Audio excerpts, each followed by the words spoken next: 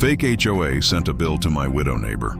I walked over and ended everything. It started on a quiet Tuesday morning when Mrs. Parker, my elderly next-door neighbor, knocked on my door with shaking hands. She's 78, recently widowed, and lives off a small pension. She handed me a letter stamped in big red letters.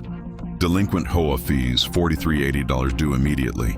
Only problem? There is no HOA on our street. None. Never has been. The letter looked official. Logos, legal wording, threats of liens, property seizure, even late penalties. It also demanded payment be dropped off in cash at a P.O. box.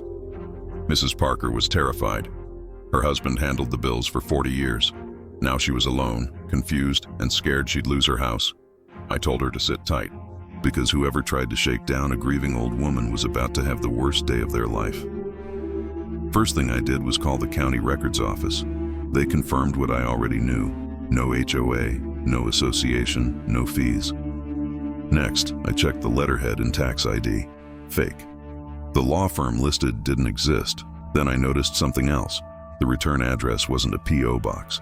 It was a house 10 doors down. A guy named Russell had moved in last year. Always bragged about being a real estate investor. Always talked about flipping houses cheap. Looks like he wanted Mrs. Parker's house too, by scaring her into paying or forcing a fake foreclosure. So I walked down the street and knocked.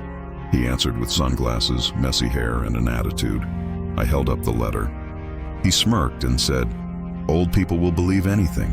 She'll pay. And if she doesn't, I'll take her to court and get the deed." He had no idea I was recording everything. I told him the sheriff would love to hear his plan. He shrugged like it was a joke. But when 2 squad cars rolled up 10 minutes later, he didn't laugh. Turns out, fraud, intimidation, and fake legal documents carry real charges.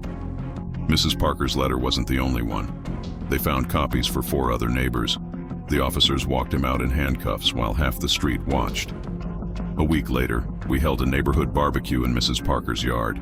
She brought homemade pie. Everyone brought food, and the whole community agreed on something. If anyone ever tried to scare her again, they'd answer to all of us. Now Mrs. Parker has cameras, a new mailbox lock, and every neighbor's phone number taped to her fridge. And Russell? His house is for sale. Funny, for a guy who wanted to take over the neighborhood, he ended up getting kicked out of it. If you love seeing scammers and fake HOAs get exposed, hit like and subscribe for more stories just like this.